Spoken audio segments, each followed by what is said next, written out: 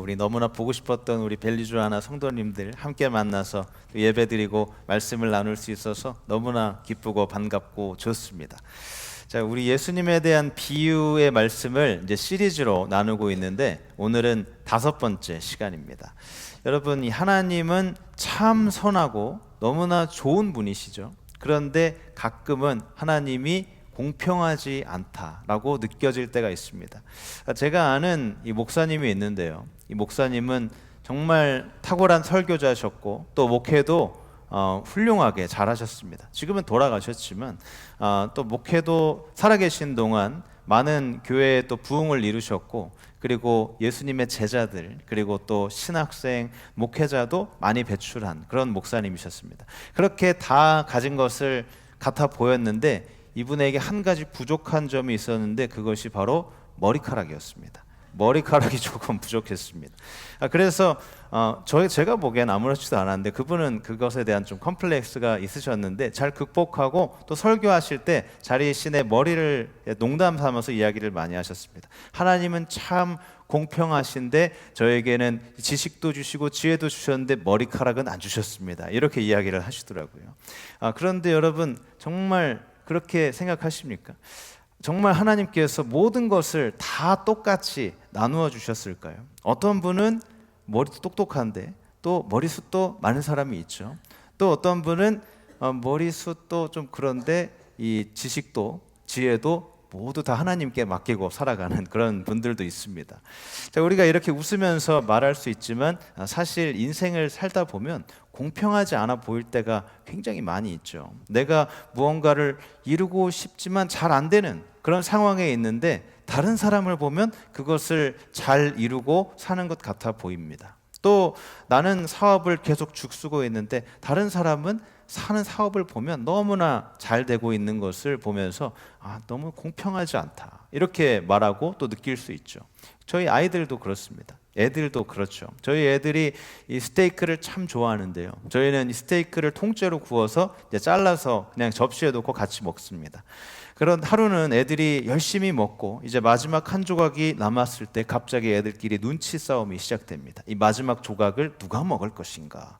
그러다가 이제 서로 먹겠다고 싸우는데 제가 이 남은 조각을 칼로 자릅니다. 한 치의 오차도 없이 굉장히 정교하게 잘라서 나눠주고 먹는데 갑자기 제 아들이 소리칩니다. 저 스테이크가 더 크다. 자, 그러면서 공평하지 않다, 이렇게 이야기를 하죠. 자, 그런데 어른이 되어도 똑같습니다. 직장이나 또 어떤 곳에서 내가 더 많이 수고한 것 같고 내가 더 열심히 일한 것 같은데 저 사람이 나와 똑같은 대우를 받거나 더 좋은 상을 받으면 우리 마음이 편치 않습니다. 오늘 예수님께서 들려주시는 이 포도원 품꾼 비유가 바로 우리의 그런 마음을 건드립니다. 아침 일찍부터 와서 하루 종일 일한 사람도 한 데나리온을 받고 또 해질 무렵에 와서 1시간밖에 일하지 않은 사람도 한 데나리온을 받죠. 인간적으로 보면 주님, 이거 너무한 것 아닙니까? 너무 불공평합니다, 이렇게 얘기할 수 있죠. 그런데 오늘 말씀은 굉장히 놀라운 이 하나님 나라의 비밀이 숨겨져 있습니다. 이 비유에 숨겨져 있는 하나님 나라의 비밀을 우리 함께 살펴보는 시간을 갖도록 하겠습니다. 자, 이 포도원 품꾼 비유는 예수님께서 말씀하신 비유 중에 해석하기가 가장 어려운 비유로 그렇게 꼽는데요. 그 이유는 예수님 시대와 지금 우리 시대 사이에 2000년이라는 시간적인 차이가 있고 또 이스라엘과 미국이라는 공간적인 차이도 있습니다. 또 역사적인 차이도 있고 사회적, 문화적인 그런 차이가 굉장히 크죠. 그래서 해석이 어려운 것입니다. 자, 이 품꾼 비유의 내용을 보면 먼저 온 품꾼들과 나중에 온 품꾼들이 똑같이 한 데나리온씩 받기 때문에 하나님은 불공평한 하나님이시다, 이렇게 이야기하고 또 오해할 가능성이 크죠. 그런데 하나님께서는 불공평한 분이 아니십니다. 그래서 오늘 말씀을 잘 살펴볼 필요가 있습니다. 오늘 본문을 제대로 이해하기 위해서는 이 앞에 나오는 19장 뒷부분에 나오는 내용을 봐야 하는데요. 이 뒷부분은 여러분도 잘 아시는 바로 부자 청년에 대한 이야기입니다. 여기 나오는 부자 청년은 아주 젊은 사람으로서 사회에서 꽤 성공한 사람입니다. 젊은데 또 돈도 많고 그리고 관직도 가지고 있었죠. 그래서 딸이 있는 사람이라면 누구나 사위 삼고 싶어하는 그런 사람이었습니다. 그런데 이 청년은 영생을 얻고 싶어 했지만 그러지 못합니다. 왜냐하면 이 재산이 너무 많았기 때문이죠. 이 재산이 자기의 우상이 된 것입니다. 그래서 결국 예수님을 따르지 못한 채로 떠나게 되는데, 이 모습을 보시면서 예수님께서 굉장히 충격적인 말씀을 하시죠. 부자가 하나님 나라에 들어가는 것보다 낙타가 바늘기 들어가는 것이 더 쉽다고 하십니다. 자, 이 말은 쉽게 말하면 이 부자 청년이 천국에 들어가는 것이 아예 불가능하다는 말이죠. 자, 이 말을 들은 제자들이 너무 깜짝 놀라서 말합니다. 그러면 도대체 누가 구원을 받을 수 있단 말입니까? 자, 왜냐하면 이 제자들이 이 말을 한 이유는 당시의 사람들이 이 부자들은 하나님의 축복을 많이 받아서 부자가 됐다는 이런 생각을 가지고 있었기 때문입니다. 그래서 이 부자 청년도 그렇게 하나님께 많은 복을 받은 것이라고 생각을 했죠. 그런데 그런 복을 받은 것이라고 생각했던 사람이 천국에 가지 못한다고 하니까 도대체 그러면 어떤 사람이 천국에 갈 수 있다는 말입니까? 라는 이런 의문이 든 것이죠. 자, 그래서 베드로가 질문을 하는데요. 우리 19장 27절의 말씀을 한 목소리로 읽겠습니다. 시작. 이에 베드로가 대답하여 이르되 보소서, 우리가 모든 것을 버리고 주를 따랐사온데 그런즉 우리가 무엇을 얻으리이까? 자, 베드로가 이렇게 말한 것이죠. 주님, 저 청년은 다 버리지 못하고 주님을 못 따랐는데 우리는 다 버리고 주님을 따랐습니다. 그러니까 우리가 무슨 상을 받겠습니까? 자, 여기 베드로의 대답에 문제가 있는데요. 바로 베드로의 마음입니다. 베드로가 말하는 것은 저 부자 청년은 못했는데 우리는 했다라고 말하면서 이 자기 공로에 대해서 말하는 것이죠. 그러면서 우리는 이렇게 공을 세웠고 잘했으니까 무슨 상을 받을까요? 라고 질문하는 것입니다. 자기가 잘했다는 것을 그만큼 강조하는 것이죠. 자, 이에 대해서 예수님께서는 정말 상을 주시고 또 특별 대우까지 해주겠다고 말씀을 하십니다. 그리고 결정적으로 이렇게 말씀을 하는데요. 30절. 그러나 먼저 된 자로서 나중되고 나중된 자로서 먼저 될 자가 많으니라. 자, 이 구절은 오늘 본문에 나오는 맨 마지막 구절과 내용이 아주 똑같습니다. 그러니까 이 부자 청년 이야기의 핵심과 포도원 품꾼 비유의 핵심이 같다는 말이죠. 베드로가 우리는 다 버리고 주님을 따랐으니까 무슨 상을 받나요? 라고 질문을 했는데 예수님께서는 일단 그래, 특별한 상이 있어 라고 대답을 하십니다. 그런데 그 다음에 19장 30절과 20장 16절에 똑같은 말씀을 하시면서 그런데 상을 받는 이유가 너희가 잘했기 때문에 상을 받는 것이 아니라고 말씀을 하십니다.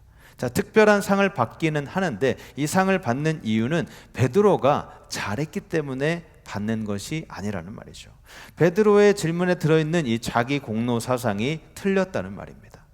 주님, 저 청년은 재물을 포기하지 못하고 저렇게 근심하면서 갔지만 우리는 다 버리고 주님을 따랐습니다. 자, 여기에 담겨있는 뜻이 무엇이죠? 저 청년과 나를 비교하는 그 생각이 담긴 것입니다. 그렇게 비교하는 것은 자기 스스로가 옳고 그름을 판단하는 이 재판장 자리에 올라갔다는 말이죠. 저 사람은 틀렸고 우리는 옳다. 저 사람은 잘못했고 우리는 잘했다라는 것을 지금 누가 판단하고 있죠? 베드로가 하는 것입니다. 나는 옳고 너는 틀렸다. 지금 우리가 살아가는 이 시대에서 쉽게 들을 수 있는 말이죠. 그것을 예수님께서 지적하는 것입니다. 그래, 네 말대로 상을 받기는 하는데 너가 잘해서 받는 것이 아니라고 하는 것입니다. 여러분, 이 교회에서 열심히 충성하고 봉사하는 사람일수록 이렇게 베드로와 같은 실수를 할 가능성이 굉장히 큽니다. 주님, 제가 이렇게 열심히 합니다. 저 사람은 별로 열심히 안 하는데 저는 이렇게 열심히 일하니까 주님, 저를 좀 인정해 주십시오. 저는 사람은 제대로 하지 않는데 저는 이렇게 열심히 충성 봉사합니다. 이것이 바로 자기 공로 사상인 것이죠. 예수님께서 바로 이 생각을 고치고 싶어 하십니다. 그래서 우리에게 이 포도원 품꾼 비유의 말씀을 해주시는 것이죠.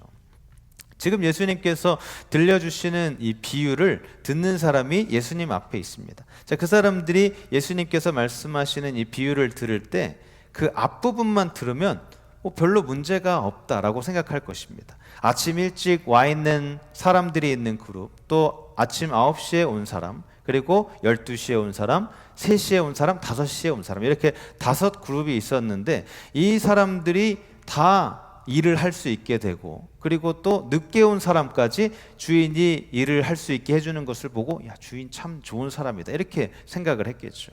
당시에는 일자리를 구하지 못하는 사람들이 70에서 80%나 되었다고 합니다. 그런데 이렇게 일하게 해준 것만 해도 굉장히 고마운 일이죠. 그런데 8절부터 듣는 사람들이 깜짝 놀랄 만한 내용이 나옵니다. 나중에 온 사람부터 일당을 주라고 하는 것이죠. 자, 이것부터가 순서가 뒤집힌 것입니다. 자, 예수님께서 하시는 이 비유는 보통 이제 익숙한 그런 이야기를 가지고 이제 비유로 설명을 해 주시는데요. 사람들이 쉽게 이해할 수 있도록 하기 위해서입니다. 이 비유 안에 인물과 사건들을 통해서 하나님 나라의 진리를 보여주시죠. 그런데 이 비유를 잘 보면 어느 순간 우리의 상식과 예상을 완전히 뒤엎는 그런 이야기가 나옵니다. 바로 그 반전 속에 예수님께서 말씀하고자 하시는 핵심이 들어가 있는 것이죠. 이 반전을 잘 보면서 그 다음에 무슨 말씀을 하시는지를 봐야 합니다. 그래야 비유를 잘 이해할 수 있죠. 이 반전 다음에 나오는 말씀이 바로 핵심입니다. 일단 주인은 순서를 바꿔서 가장 늦게 온 사람부터 일당을 줍니다. 그리고 똑같이 모든 사람에게 한 데나리온씩 주게 되죠. 그러니까 가장 일찍부터 와서 일한 사람이 주인에게 항의를 합니다. 너무 당연한 일이죠, 항의하는 것은. 아니, 마지막에 온 이 사람들은 1시간밖에 일하지 않았고 우리는 12시간 또 9시간 이렇게 일했는데 어떻게 일당이 똑같을 수가 있냐, 이렇게 항의한 것이죠. 자, 그런데 이 항의에 대해서 주인이 뭐라고 대답을 하죠? 그 대답이 바로 이 비유의 핵심입니다. 15절, 내가 내 것을 가지고 내 마음대로 하는데 너가 무슨 상관이냐, 이렇게 말씀하십니다. 자, 굉장히 주인의 입장에서는 맞는 말이죠. 예수님께서 이 비유를 말씀하실 때 베드로와 또 다른 제자들의 이 자기 공로 사상이 완전히 깨지게 됩니다. 저 사람은 못 버렸지만 나는 다 버리고 주님을 따랐다라는 말은 자기 기준으로 판단한 것이죠. 자기가 하나님 자리에 올라가서 저 사람과 자기를 비교하면서 내가 더 낫다고 심판을 하는 것입니다. 예수님께서는 바로 그 생각을 바꿔주려고 하시는 것이죠. 심판하는 존재는 너가 아니라 내가 하는 것이다. 하나님이 하는 것이다. 자, 우리가 누군가에게 정성껏 이제 선물을 준비해서 줄 때가 있습니다. 마음을 담아서 정성껏 준비를 했는데요. 그런데 이 선물을 주면서 가격표를 떼지 않고 준다면 어떨까요? 좀 이상하죠. 그런데 가격표를 그렇게 놔두고 선물을 준다는 것이 무슨 의미가 담겨 있을까요? 자기 생색을 내는 것입니다. 내가 이렇게 좋은 것, 내가 이렇게 비싼 것을 너에게 준다라고 말하는 것과 같죠. 그러면 선물이 선물답게 느껴질까요? 물론 선물 자체는 귀한 것입니다. 그런데 그 마음 안에 내가 이만큼 했다라는 계산과 생색이 들어가면 이 선물의 아름다움이 흐려지는 것이죠. 우리 헌신도 마찬가지입니다. 주님을 섬기는 것은 너무 귀한 일이죠. 하나님께서도 우리의 이 작은 섬김 절대 잊지 않으시고 반드시 기억하십니다. 그런데 우리가 그 섬김을 가지고 주님, 제가 이만큼 했으니까 저를 더 인정해 주셔야 합니다라고 말하면 그 헌신의 순수함이 흐려지는 것이죠. 주님께 드리는 헌신은 이 가격표를 붙인 선물이 되어서는 안 됩니다. 내가 이만큼 했다고 내세우는 것이 아니라 주님, 받은 은혜가 감사해서 드립니다 라는 마음으로 드리는 헌신이 되어야 하는 것이죠. 예수님께서는 베드로의 마음속에 숨어 있었던 바로 그 계산하는 마음, 생색내는 마음, 이 자기 공로의 마음을 고쳐주기를 원하셨던 것입니다. 그래서 오늘 본문의 비유는 상이 없다는 것이 아니라 상이 있지만 상에 대해서 잘못된 태도를 가지면 안 된다는 말입니다. 상은 분명히 있습니다. 하나님께서는 충성하는 자에게 반드시 상을 주시죠. 그런데 우리가 꼭 기억해야 할 것이 있는데요. 어떤 상을 받느냐, 또 얼마나 큰 상을 받느냐가 핵심이 아니라는 점입니다. 상을 받기는 받는데 그것은 절대 내 공로 때문이 아니라는 사실이죠. 내가 뭘 잘해서, 내가 잘나서 상을 받는 것이 아니라는 말입니다.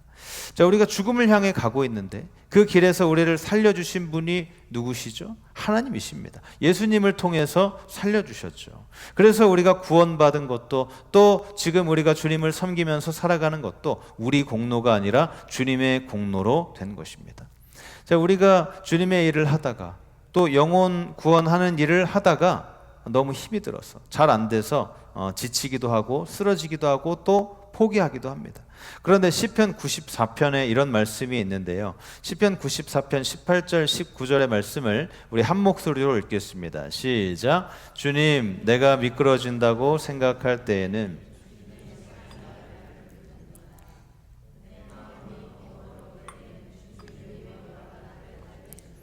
여러분 아멘이십니까?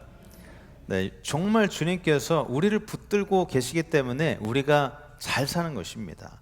우리가 운전할 때 사고가 안 나는 것은 내가 운전을 너무 잘하거나 또 운전 실력이 너무 뛰어나서 사고가 안 나는 것이 아닙니다. 내가 모르는 사이에 하나님께서 사고가 안 나도록 막아주시는 것이죠. 사고 나는 것을 보면 우리가 그것을 더 크게 느낍니다. 아니, 저렇게 쉽게 사고가 나는데 우리는 그동안 어떻게 안전하게 다닐 수 있었을까? 이런 생각이 들면서 말이죠. 저도 그런 것을 많이 느낍니다. 제가 예전에 운동을 이제 하다 보면 이제 멀리서 할 때가 있는데 그렇게 끝나고 집에 갈 때 거리가 이제 머니까 굉장히 피곤하게 운전을 합니다. 피곤하게 운전을 하다 보면 또 졸음 운전을 할 때가 있죠. 눈꺼풀이 너무 무거워서 그것을 견디기 힘들 때가 많은 그런 졸음 운전을 할 때가 많았습니다. 그런데도 이 사고가 한 번도 나지 않았습니다. 또 운전하다가 우리가 딴짓도 많이 하죠. 그래도 사고가 나지 않았습니다. 이런 일이 어떻게 제 능력으로 되겠습니까? 그런데도 내가 잘나서 사고 나지 않았고 운전을 잘해서 그런 거라고 어떻게 당당하게 말할 수 있겠습니까? 우리 모두는 주님께서 붙잡아 주시기 때문에 잘 살고 있는 것이고 좋은 일도 하게 해 주시는 줄로 믿으시기를 바랍니다. 내가 잘해서가 아닙니다. 여러분, 내가 너무 잘 났기 때문에 열심히 봉사하고 헌신하고 사역하고 있다고 생각하면 안 됩니다. 모든 공로는 다 주님의 공로이고 모든 영광도 다 주님의 영광이죠. 그냥 우리는 맡겨주신 일에 순종하고 충성할 뿐입니다. 그런데도 하나님께서는 이 작은 일에 순종하는 우리를 보시고 그것에 대해서 상을 주시겠다고 하는 것입니다. 그래서 이것이 얼마나 감사한 일인지 모르는 것이죠. 당연히 해야 할 일을 하는 것인데도 상을 주겠다고 하십니다. 이것이 바로 은혜입니다. 그래서 우리가 더욱 감사하며 섬기는 것이죠. 자, 우리가 봉사하고 예배하고 섬기는 모든 것은 뭔가를 이루기 위해서가 아니라 내가 은혜를 받았기 때문에 그것에 너무 감사해서 하는 것입니다. 사랑하는 여러분 모두 자기 공로를 마음을 내려놓고 오직 은혜에 감사해서 기쁨으로 섬기는 성도님들이 되시기를 주님의 이름으로 축복합니다. 자, 성경을 보시면 이 상에 대한 설명이 어디에도 자세히 나오지 않습니다. 그것이 바로 하나님께서 주시는 상의 특징입니다. 설명이 나와 있지 않은 것. 성경에 그 어느 누구도 또 어디에서도 이 상에 대해서 정확하게 말하지 않습니다. 그런데 상에 대한 일반적인 내용은 있는데요. 그 중에 몇 구절을 살펴보면 이렇습니다. 야고보서 1장 12절의 말씀을 우리 함께 읽겠습니다. 시작. 시험을 견디어내는 사람은 복이 있습니다. 그 사람은 그의 참됨이 입증되어서 생명의 면류관을 받을 것이기 때문입니다. 그것은 하나님을 사랑하는 사람들에게 약속된 것입니다. 자, 하나님을 사랑하는 사람에게 주시는 이 상, 바로 생명의 면류관이라는 상을 주신다고 하죠.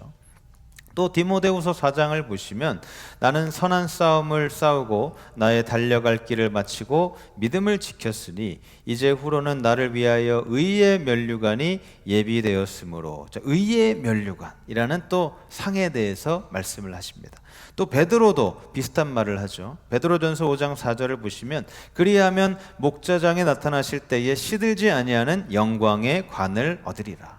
자, 이렇게 상에 대해서 생명의 면류관이다, 또 의의 면류관이다 라고 말은 하는데 이 상이 도대체 무슨 상인지 구체적으로는 설명을 하지 않습니다. 왜 하나님께서는 이 상에 대해서 자세하게 설명을 해 주시지 않을까요? 왜냐하면 설명을 해도 우리가 잘 이해하지 못하기 때문입니다. 저에게는 돌아가신 이제 외할머니가 있는데요. 제 외할머니는 경남 마산 출신이라서 사투리가 굉장히 심하셨습니다. 제가 어렸을 때 할머니가 아무리 열심히 설명을 해주는데 한마디도 못 알아듣겠더라고요. 할머니가 사용하는 그 언어에 대한 개념 자체가 너무 없었기 때문입니다. 자, 이처럼 우리의 이해력에는 한계가 있고요. 그래서 또 잘못 알아듣고 오해할 가능성이 있습니다. 할머니가 하루는 생선 볼가 먹으라 라는데 또 생선을 부셔 먹으라는 말인가 하고 이렇게 잘라서 먹은 적이 있는데 발라 먹으라는 이야기더라고요.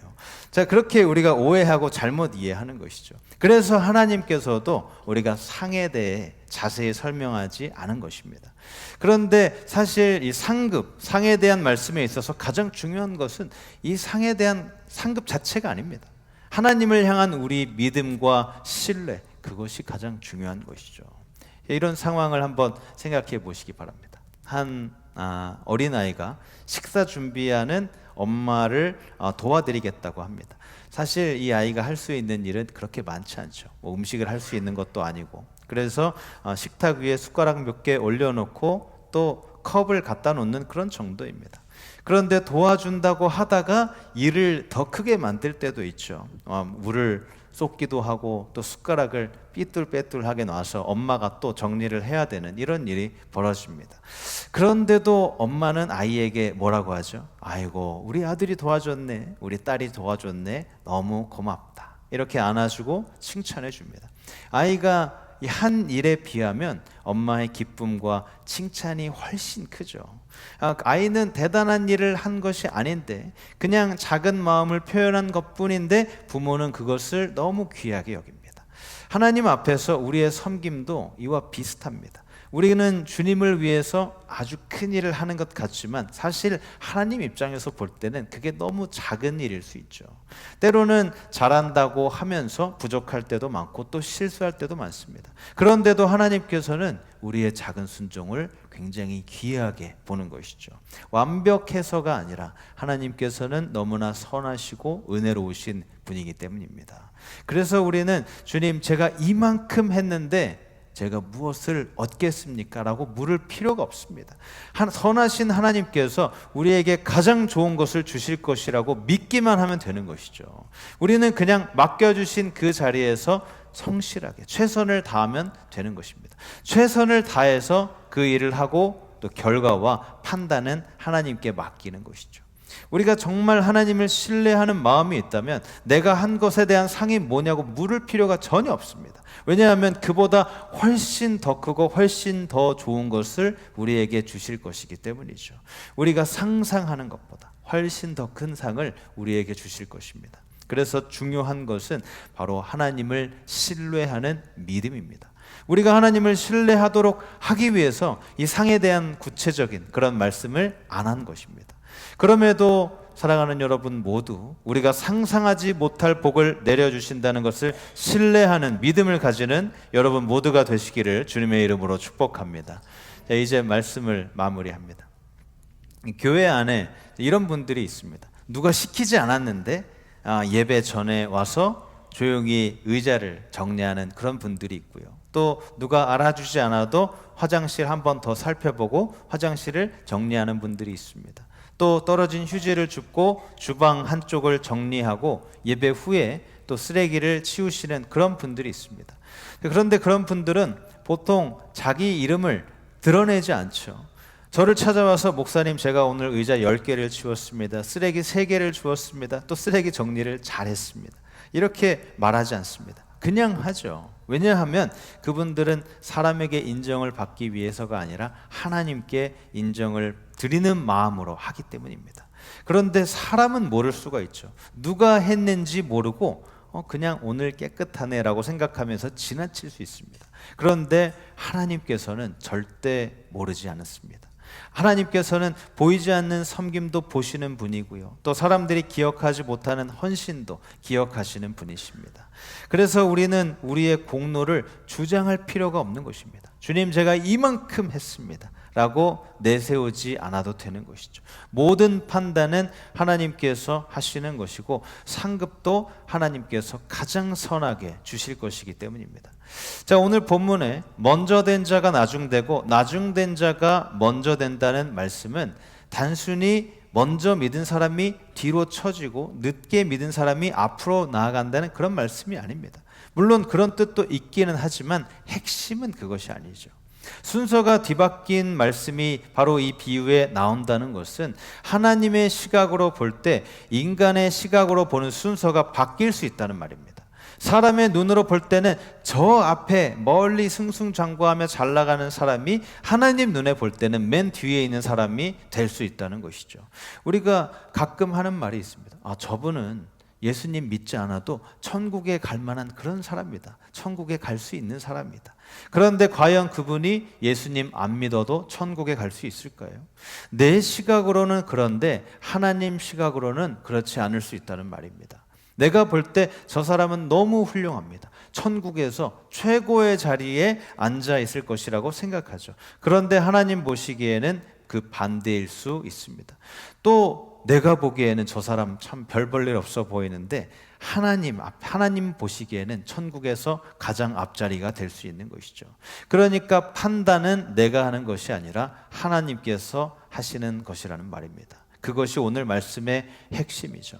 그래서 우리는 어떤 경우에라도 주님의 관점으로 주님이 기뻐하는 것이 무엇인가를 찾고 그것을 하기 위해서 노력해야 합니다. 그러면 반드시 하나님께서 올바른 평가를 내려주시는 것이죠. 자, 우리 가운데 아주 어릴 때부터 엄마 뱃속에서부터 교회를 다녔던 분들도 있고 또 유치원, 초등학교 때부터 교회를 오랫동안 다닌 분도 있고 또 지금 나중에 교회를 다니지만 열심히 교회를 섬기면서 헌신하는 그런 분들도 있습니다. 그런데 그렇게 오래 믿거나 열심히 봉사할수록 자칫 잘못하면 베드로가 빠졌던 자기 공로의 함정에 빠질 수 있다는 것을 기억하면서 더 겸손하게 섬겨야 합니다. 사랑하는 여러분, 오직 판단은 하나님께 맡기시고 단순하게 주님 사랑하고 주님 신뢰하면서 나아가는 여러분 모두가 되시기를 주님의 이름으로 축복합니다.